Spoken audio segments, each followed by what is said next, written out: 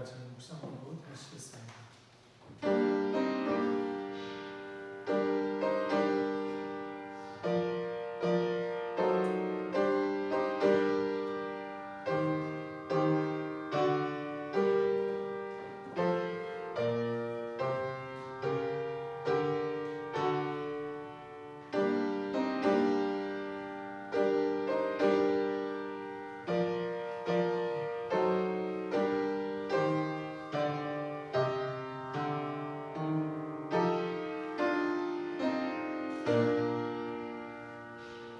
여호와의 이름을 찬양할지어다. 그의 이름이 홀로 높으시며 그의 영광이 땅과 하늘 위에 뛰어나시니로다.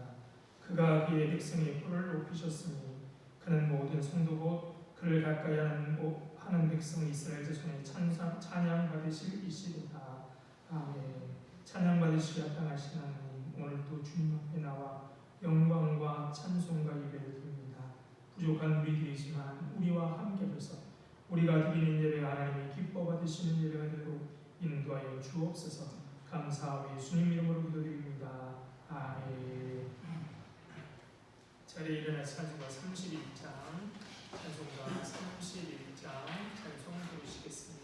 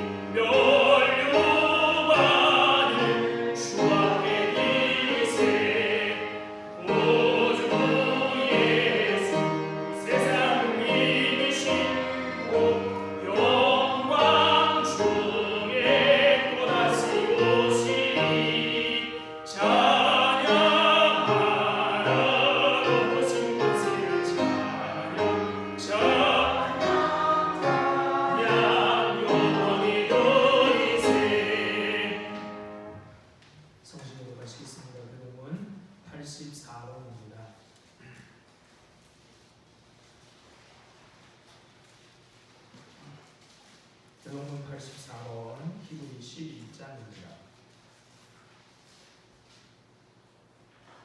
믿음은 바라는 것들의 실상이고 보이지 않는 것들의 증거니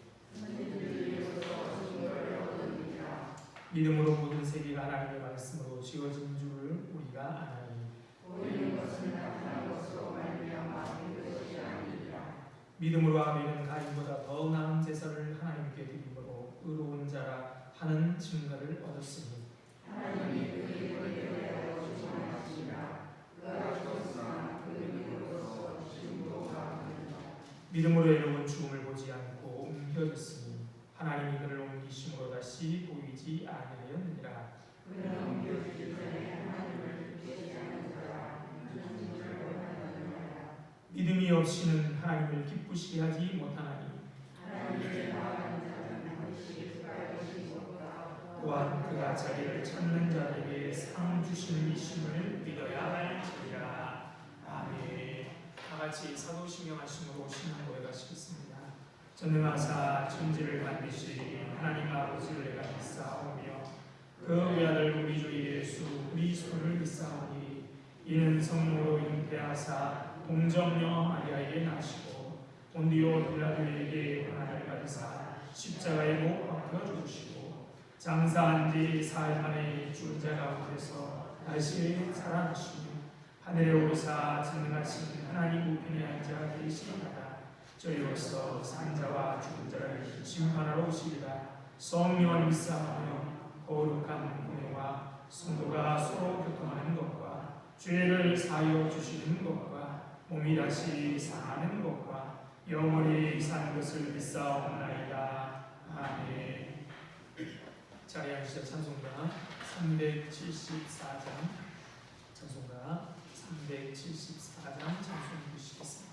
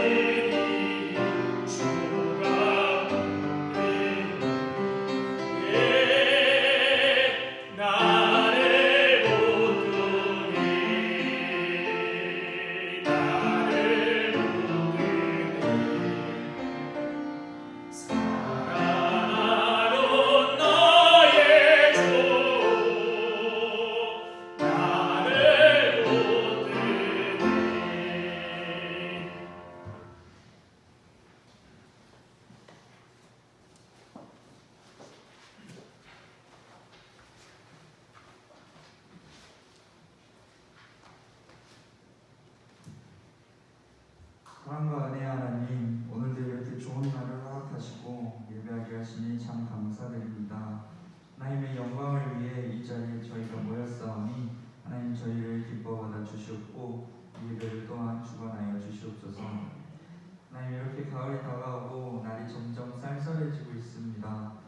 건강이 무엇보다 중요한 이때에 하나님 저희의 건강을 보호하여 주시옵소서.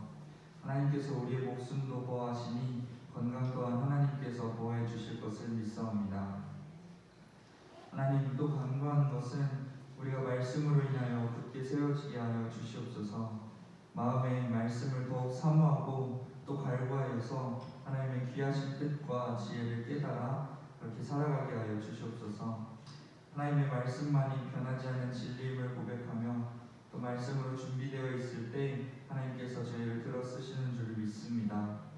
또 저희를 기도가 끊이지 않게 하셔서 하나님의 귀한 사역을 구하게 하시고 또 하나님과의 교제 또한 소홀히 되지 않도록 하나님 저희를 인도하여 주시옵소서. 기도하는 것은 받은 줄로 믿으라고 하신 주님, 저희가 하나님께 간구하는 것들을 하나님 생각하시고 하나님 뜻대로 이루어 주시옵소서. 또한 저희를 하나님의 영광을 구하는 자들로 세워 주시옵소서. 하나님 아직 코로나가 위험한 중에 있습니다. 확진자가 높은 수를 유지하고 있습니다. 하나님 저희를 돌아보시고 또 이 세상을 돌아보시고 또 이 세상의 치유됨을 허락하여 주시옵소서. 코로나로 많은 부분들이 바뀌었지만 하나님을 향한 마음만은 변하지 않도록 돌보아 주시고 또 이런 때일수록 더욱 기도하고 더욱 말씀으로 살아가는 저희 되게 하여 주시옵소서. 이제 말씀 듣습니다. 하나님의 귀한 말씀 저희에게 허락하셔서 교훈을 얻게 하시고 또 변화가 있게 하여 주시옵소서. 우리의 삶은 하나님 앞에 정말 악하오니 하나님 이 시간 말씀으로 또 회개하고 또 말씀으로 채워 주시옵소서.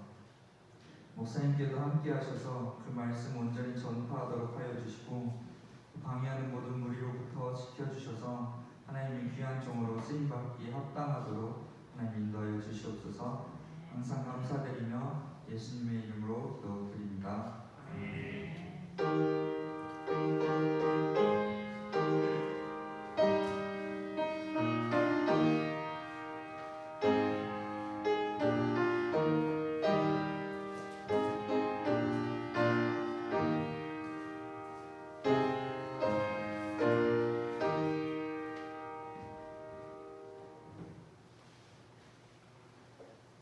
하나님 말씀 보시겠습니다. 하나님 말씀은 마가복음 9장 14절로 29절에 있는 말씀입니다. 마가복음 9장 14절로 29절에 있는 말씀입니다.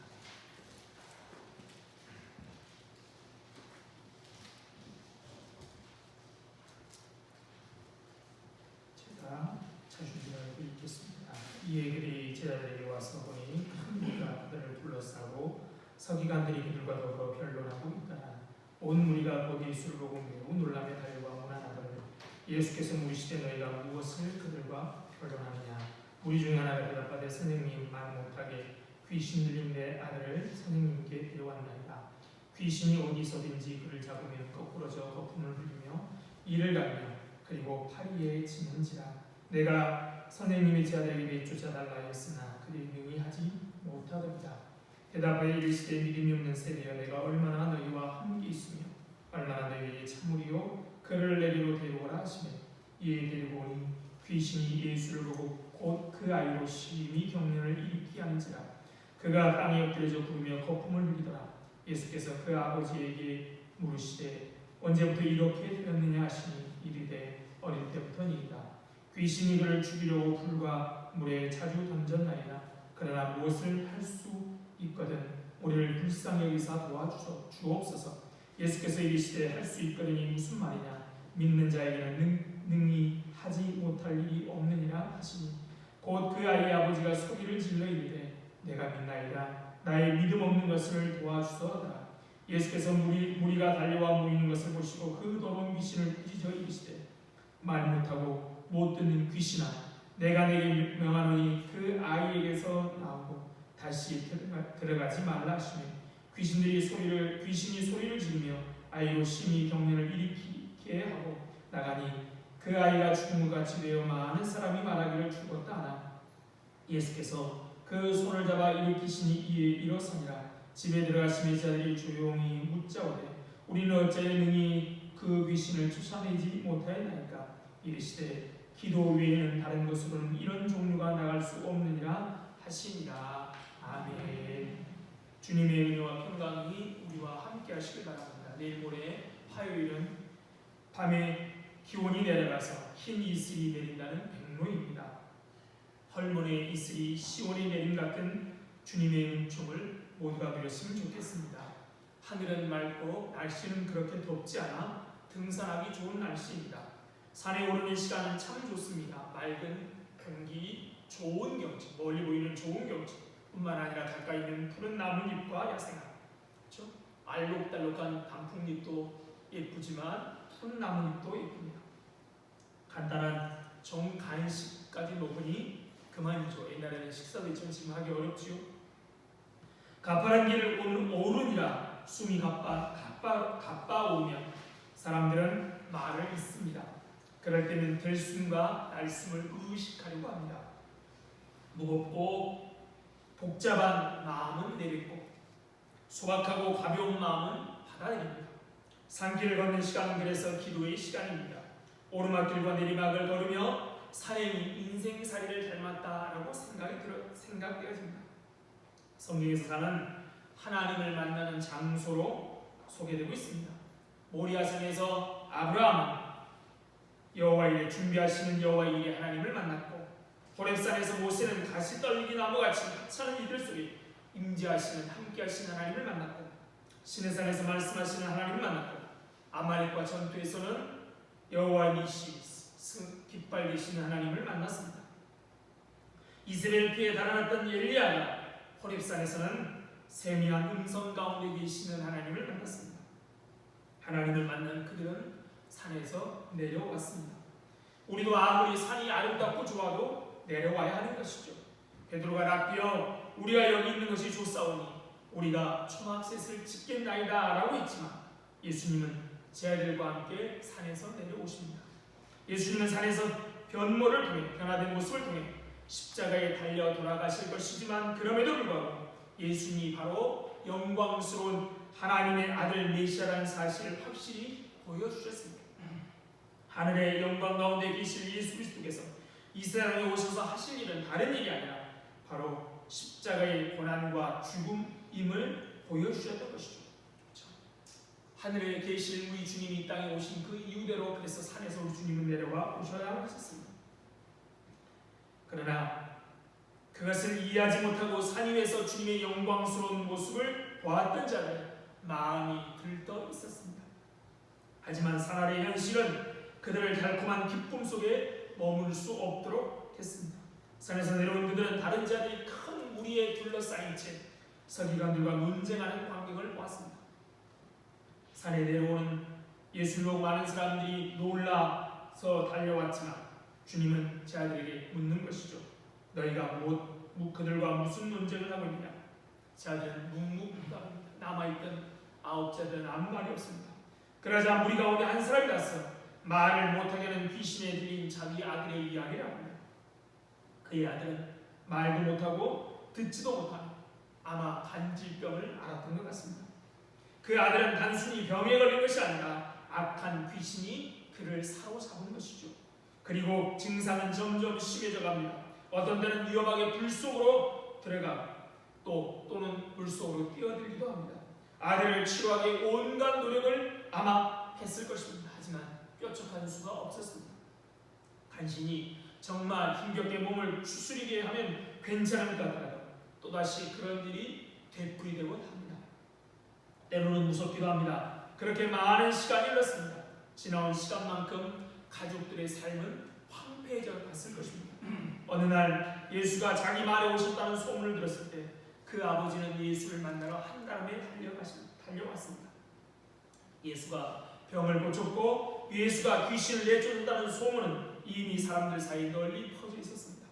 그러나 그곳에 예수님 계시지 않고 급한 마음에 그 아버지는 제 아들에게 아이의 치유를 부탁했습니다. 하지만 제 아들은 아무것도 할 수 없었습니다. 그러자 구경꾼들 가운데 있던 서기관들이 이때다 하고 싶어 시비를 걸어옵니다. 서기관들은 평소에 예수님과 그 제자들의 언행을 못마땅하게 여겨 가는 곳마다 따라다니며 그들을 헐뜯고 정죄할 기회를 엿보던 사람들입니다.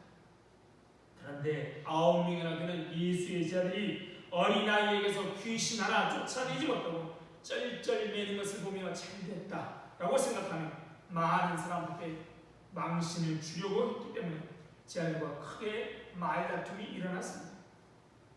이렇게 예수님의 아홉째 아들은 매우 당황스럽고 곤욕스러운 상황에 처해 있었을 것인데 마침 예수님이 그때 오셨던 것입니다.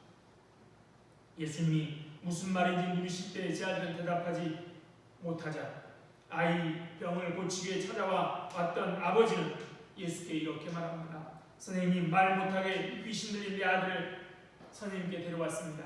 내가 선생님의 제 아들에게 내 쫓아달라고 했지만 그들이 능히 하지 못하더이다. 자초지종을 들은 예수는 깊은 탄식을 합니다. 믿음이 없는 세대여, 내가 얼마나 너희와 함께 있으며 얼마나 너희에게 참으리.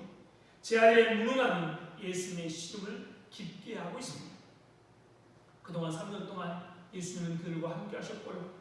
이미 주님이 예고한 대로 이제 예루살렘에 올라가면 그들만 남겨두고 하나님께 가야만 합니다. 그러니 얼마나 답답하고 걱정이 되겠습니까? 오늘 우리는 다를까요? 오늘의 교회는 사회적 불의를 보고도 침묵하고 악한 영들이 사람을 사로잡고 있음에도 불구하고 그들을 꾸짖어 내쫓지 못합니다. 악한 영을 내쫓기는커녕 꾸짖기는커녕 많은 이들의 조롱거리가 되고 말았습니다. 기독교의 위기는 프로그램의 위기가 아니라 영적 권위의 상실에서 비난합니다. 얼마나 내가 더 참으리요 하는 주님의 탄식이 아홉 제자에게 아니라 오늘 우리에게 들려오고 있습니다. 제 아들이 그런데 무능을 주님은 뭐라고 말씀합니까? 믿음이 없다라고 말씀합니다. 믿음 없는 세대, 믿음이 없다고 말씀합니다. 요한복음 14장 10절에 주님은 분명히 이렇게 말씀합니다. 내가 진실로 너에게 이르노니 나를 믿는 자는 내가 하는 일을 그도 할 것이요 또한 그보다 큰 일도 하리라. 그러니까 주님이 하신 귀신을 내쫓아 못한 이유는 무엇 때문이라는 겁니까? 제 아들의 무능이 아니라 제 아들의 믿음 없음 때문이라는 겁니다. 그런데 여기서 우리가 유의할 것은 책망의 대상이 제 아들만이 아니라는 겁니다. 그 세대의 전체라는 사실입니다. 제 아들만 귀신 들린 어린아이 하나 고치지 못해 창피를 당함으로 믿음 없음을 드러낸 것이 아닙니다. 서기관들은 복음에 대한 거절과 예수님에 대한 불손한 태도로 그들의 믿음 없음을 드러냈습니다. 우리들은 기적이 필요할 때만 예수님을 찾는 태도로 믿음이 없음을 드러내셨습니다. 이제까지 예수님께서는 수많은 이적을 행하시며 천국 복음을 전하셨습니다. 이렇게 말씀을 전하시고 기적을 통하여 우리 예수님이 메시아임을 보여주셨습니다. 하나님의 약속대로 메시아이신 예수님은 이제 얼마 있지 않은 예루살렘에 올라가 십자가에 못 박혀 죽으시고 그리고 살아나셔서 하늘로 올라가십니다. 그런데도 아직도 그 세대가 예수님에 대한 믿음이 없습니다. 제 아들 주셔도 귀신 들린 어린아이 하나 고치지 못해서 서기관들의 조롱을 당하고 있습니다. 예수님께서는 이런 믿음 없는 세대를 향하여 탄식하신 겁니다. 믿음 없는 세대, 이 탄식은 그 세대만이 아니라 오늘 세대도 마찬가지인 것입니다. 믿음 없는 세대를 단식하던 주님은 아이를 데려오라고 말씀하십니다. 아이가 주님 앞에 서는 순간 아이 속에 있던 귀신이 반응을 보입니다. 아이와 심한 경련하다가 땅에 넘어져서 거품을 흘리고 뒹굴게 합니다. 예수님 그 아버지에게 묻습니다. 아이가 언제부터 이렇게 되었느냐? 어릴 때부터입니다. 귀신이 그를 죽이려고 불과 물에 자주 던졌나이다. 여기서 귀신의 정체가 드러납니다. 귀신은 죽이려고 우리를 죽이려고 하는 겁니다. 그렇죠? 귀신은 죽이는 영입니다.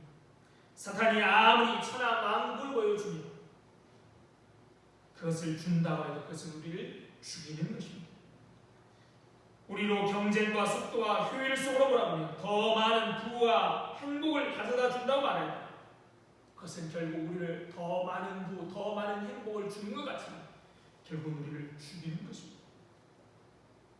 자녀들에게 다른 사람이 뒤처질까봐 전전긍긍하며 경쟁색으로 밀어넣으라고 우리를 속삭이지만 그것은 우리를 자녀들 행복하지도 않게 하고 학업과 경쟁의 미치게 미쳐가고 가는 것으로 몰아넣는 겁니다. 다른 생각에 전념하면 큰일 날까. 다른 생각이나 다른 이념, 다른 의견에 귀를 막고 내 생각과 내 의견만을 외치고 편파와 애국을 서심하지 않도록 하지만 결국 그것은 우리 사회를 분열과 파국으로 몰고 가는 겁니다. 사탄이 하는 일은 멋져 보여도 멋있어 보여도 행복스러울 것 같아도 결국 우리를 죽음으로 몰아가는 겁니다. 그 아이의 아버지가 예수님께 간청합니다. 무엇을 하실 수 있거든 우리를 불쌍히 여기서 하는 도와주옵소서. 그렇죠? 아들이 경련을 일으키고 거품을 흘리는 걸 본 순간 아버지는 예수님께 요청합니다. 무엇을 하실 수 있거든 우리를 불쌍히 여기서 도와주소서.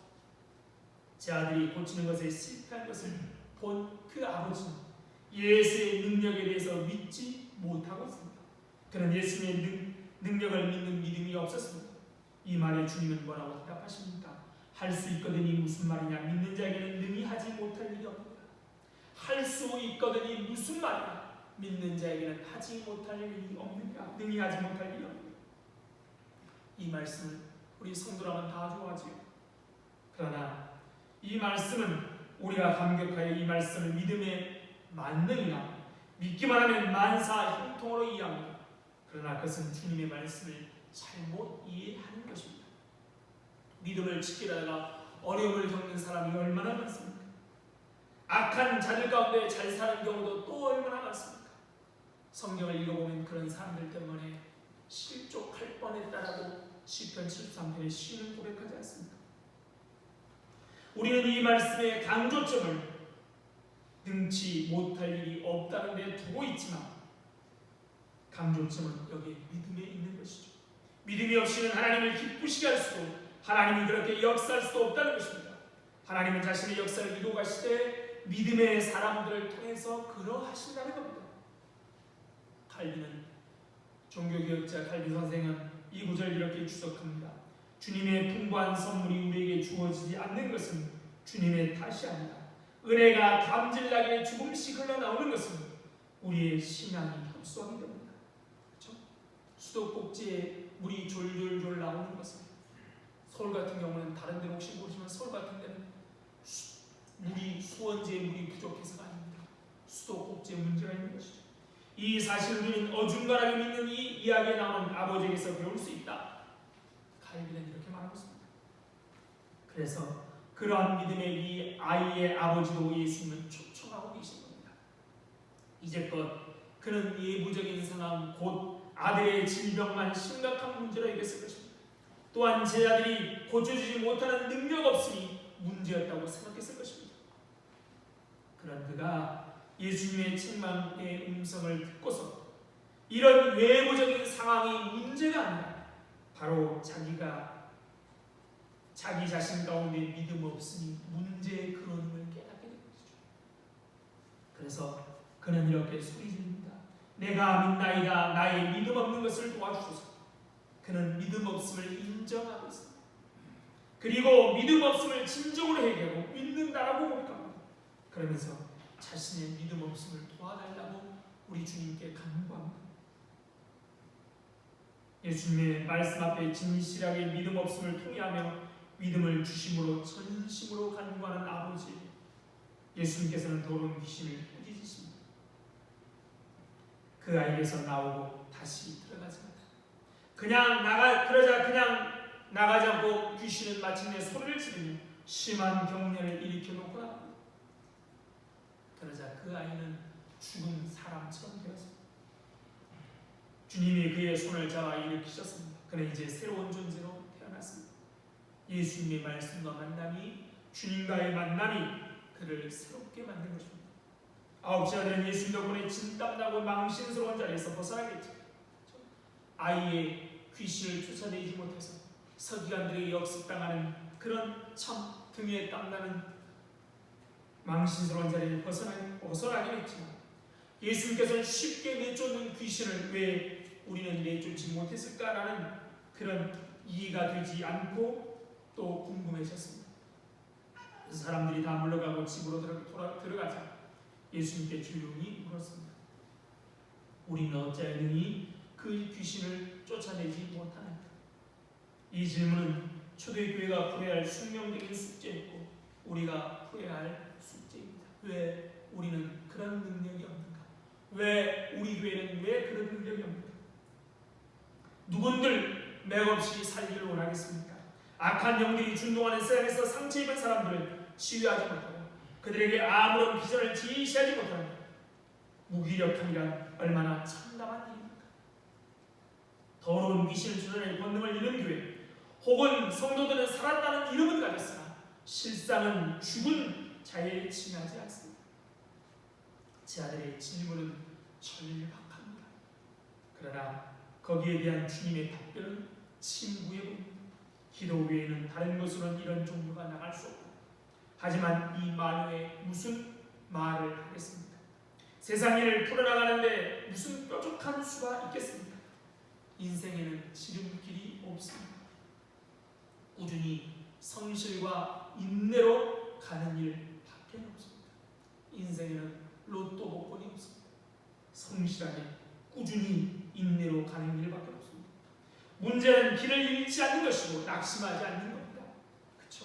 꾸준히 가야 하기 때문에 길기 때문에 시간이 멀기 때문에 문제는 낙심하지 않고 길을 잃지 않고 하는 겁니다.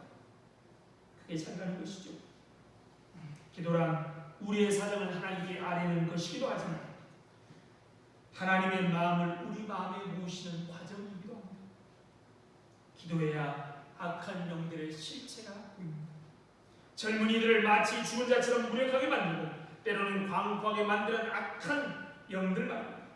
주님의 마음이 아니고는 그들의 처지를 공감할 수도 없고 주님의 마음이 아니고는 악한 영을 내쫓을 수도 없습니다. 그러기에 기도하지 않을 수 없습니다. 주님의 마음이 아니고는 주님의 은혜가 아니고는 악한 영의 실체도 볼 수 없고 그 악한 영으로 고통당하는 사람들을 공감할 수도 없고 주님이 아니고는 주님의 마음이 아니고는 공감할 수도 없고 주님의 능력이 아니고는 그들을 내쫓을 수 없는 것이죠. 그러기에 기도하지 않을 수 없습니다. 기도는 어찌 보면 더딘 해결책처럼 보이지만 이 길밖에는 없습니다. 그런데 왜 제 아들이 기도하지 않았을까요? 기도밖에 없는데 왜 그들은 기도하지 않았을까요? 기도밖에 없는데 왜 우리들은 기도하지 않을까요? 이에 대한 대답을 얻기 위해서는 주님께서 12제를 파송하실 때를 생각해 보아야 합니다. 주님은 마가복음 6장으로 12제자를 둘씩 파송합니다. 파송하시면서 귀신 쫓을 능력을 권세를 주십니다. 그러면서 뭐라고 말씀하십니까? 여행을 위하여 지팡이 외에 있는 양식이나 배낭이나 전대의 돈이나 아무것도 가지지 말고 10만 신고 두번도 있지 말고 전도 여행을 보내시면서 파송하시면서 뭐라고 말씀하시냐고요? 지팡이, 입은 옷, 신발 외에는 다른 것도 생각하지 말라. 아니 전도 여행을 파송하시면서 예산은 확보되었는지 여비는 충분한지 장비와 그 밖의 준비물은 다 준비되었는지 그들이 갈 곳의 상황, 그 마을에 누가 예수를 믿고 안 믿는지 몇 프로 믿는지 그런 것이 아니라 오히려 그 반대를 명하고 계십니다. 그런 거 생각하지 말고 가라는 것이죠. 왜 주님은 이렇게 명하고 계십니까? 그것은 하나님의 사명을 수행하는 사람은 조금이라도 인간적인 수단과 물질적인 준비에 의지하지 말고 전적으로 오로지 하나님만 의지하라는 겁니다. 그렇죠? 또 그렇게 제 아들이 오직 하나님만 의지하도록 하기 위함이었습니다. 의지할 것은 오직 하나님뿐이며 하나님이 같이 하시고 하나님이 친히 역사에만 할 것이라는 믿음을 새롭게 하고 그렇게 되기를 바라는 간구, 그것이 무엇입니까? 기도입니다.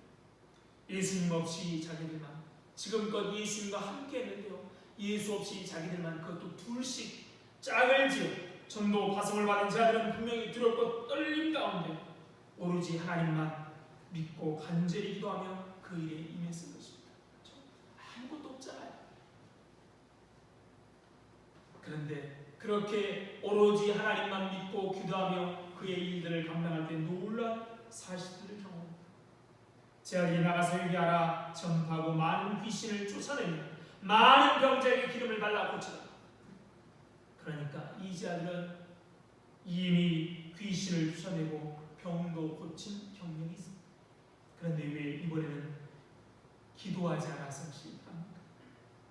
예수의 자들이 귀신을 쫓아내고 병을 고치는 일을 경험하면서 어느새 귀신을 쫓고 병 고치는 능력이 자기 것이라는 착각을 하게 됩니다.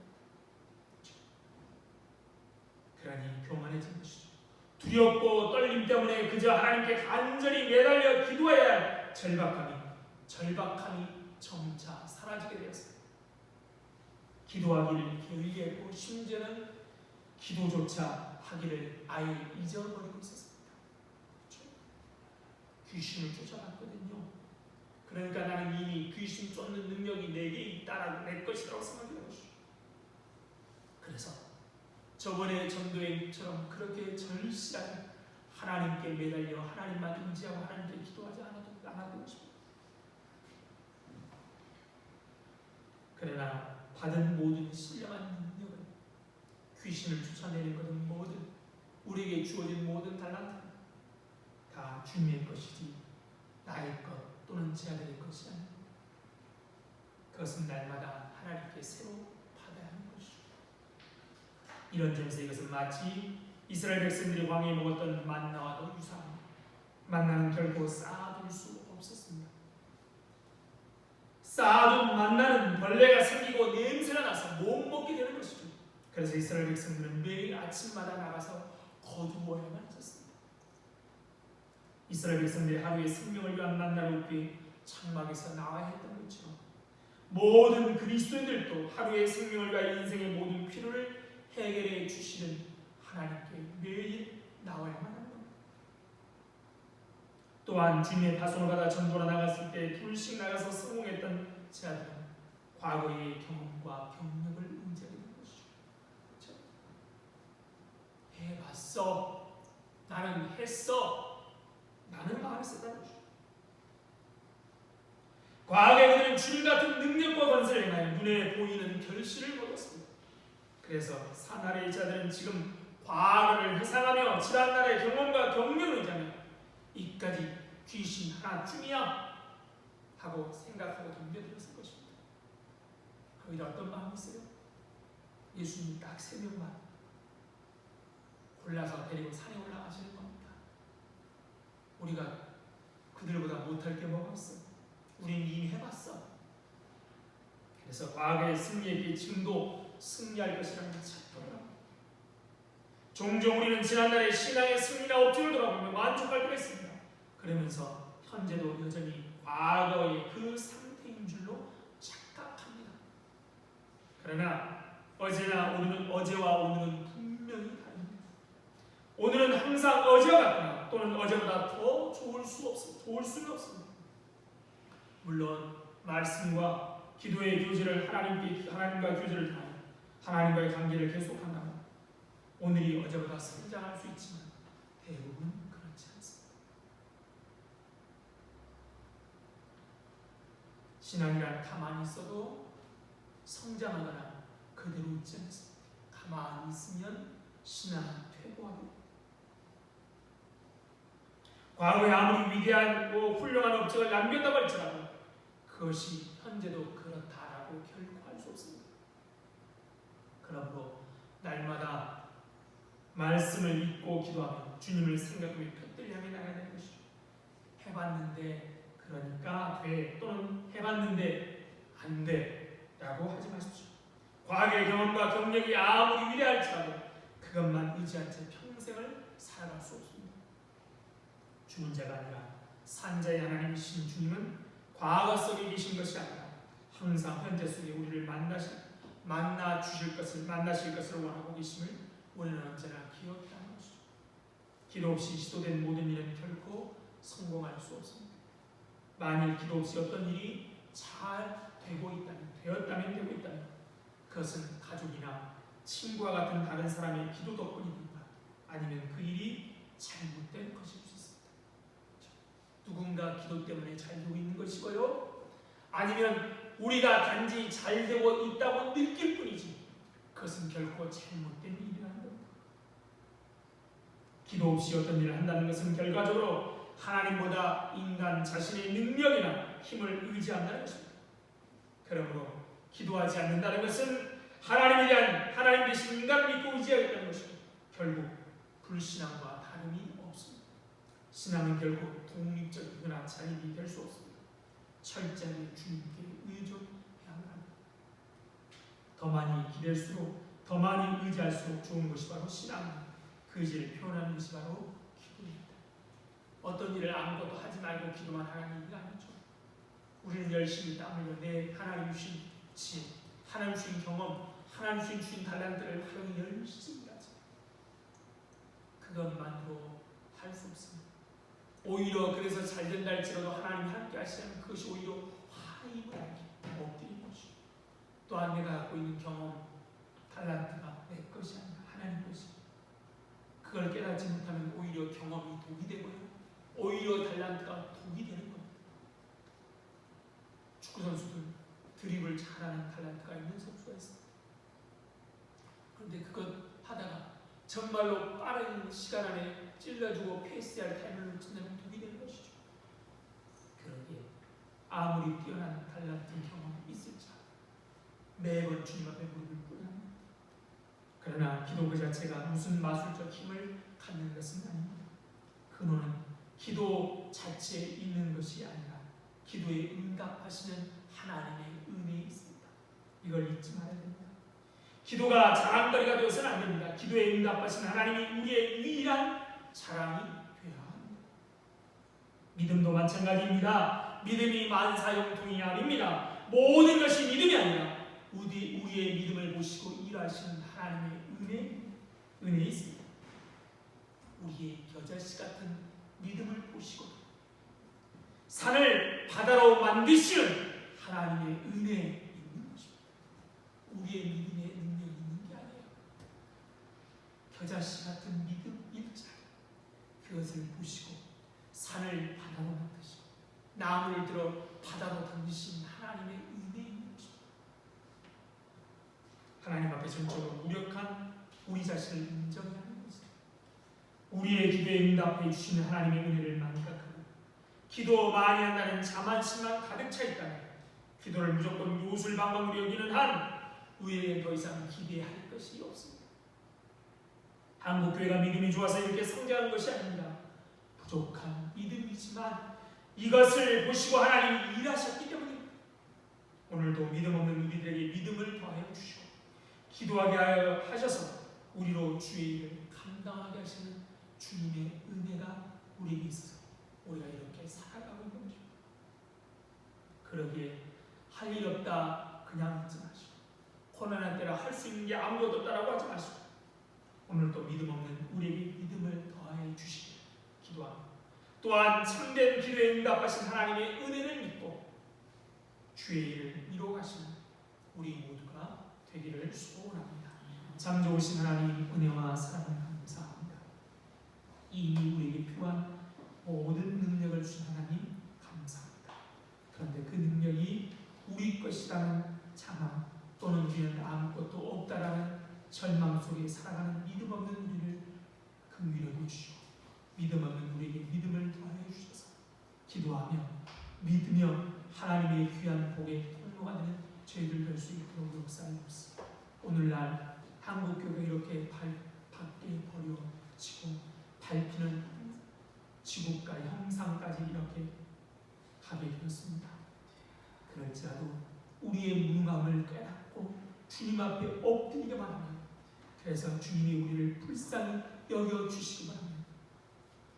하나님은 놀라운 일을 하실 것을 우리가 믿기 이럴 때일수록 더 엎드리고 더 기도하며 우리의 기도 때문이 아니라 하나님의 은혜임을 잊지 않고 엎드릴 때마다 그리고 믿음 없기에 이런 일에 처했음을 알고 주님께 믿음을 더해달라고 기도할 때마다 하나님이 역사해 주셔서 하나님의 아름다움을 온 세상에 우리를 통하여 드러내 주옵소서.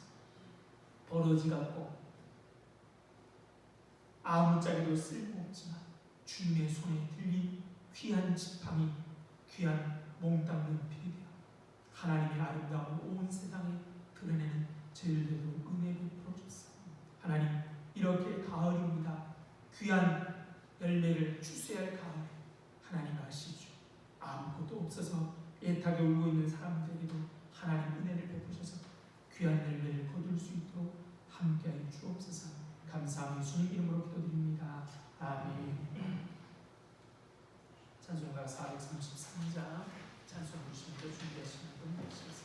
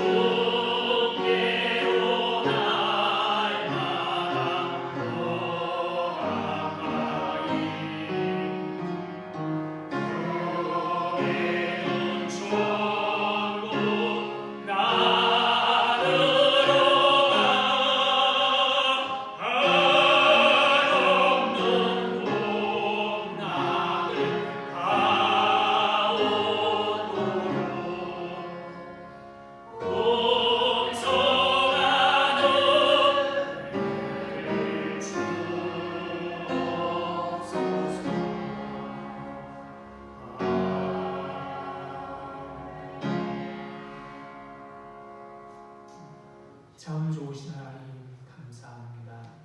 오늘 또 믿음 없는 우리들에게 믿음을 구하는 은혜를 주시고 기도할 수 있는 은혜를 주셔서 하나님이 귀한 일들을 부족하지만 감당하게 주신 하나님께 감사하여 오늘 또 주님 앞에 귀한 물질을 드립니다. 이 물질과 함께 우리들을 받아주셔서 하늘의 귀하고 아름다운 일에만 사용하여 주옵소서. 물질이 없어서 건강 때문에, 사람이 없어서 열정이 없어서, 무엇보다도 믿음이 없어서 하나님의 영광을 가리지 않도록 미리미리 넉넉하게 채우셔서 하나님께 영광을 돌리며 살아갈 수 있도록 복 주옵소서. 오늘도 멀리 해외에 나가서 또는 낙도와 오지에서 귀하게 복음을 증가하다가 여러 가지 어려운 일을 만난 우리 귀한 사역자들이 있습니다. 하나님 아시지요? 기억하여 주옵소서. 오늘도 우리 성도들 가운데 질병으로 인하여, 가족의 병으로 인하여, 또 자녀들의 문제 때문에 하나님 걱정하고 염려하고 있습니다. 이렇게 코로나로 인하여 조그마한 사업이 어려워서 정말 하나님의 은혜를 절실히 구하고 있습니다. 주님의 약속대로 은혜를 부어주시고 복을 부어주셔서 하나님의 영광이 귀한 아름다움을 드러낼 수 있도록 역사해 주옵소서. 감사하고 주님 이름으로 기도드립니다. 아멘. 10월 3일까지 사회적 거리 두기 할때 하겠습니다. 힘들더라도 참 조심하시고요. 또 건강하시기 바랍니다. 자리에 일어나서 인사하시겠습니다. 반갑습니다. 감사합니다. 사랑합니다. 사랑합니다. 축복합니다. 축복합니다. 행복하십시오. 행복하십시오.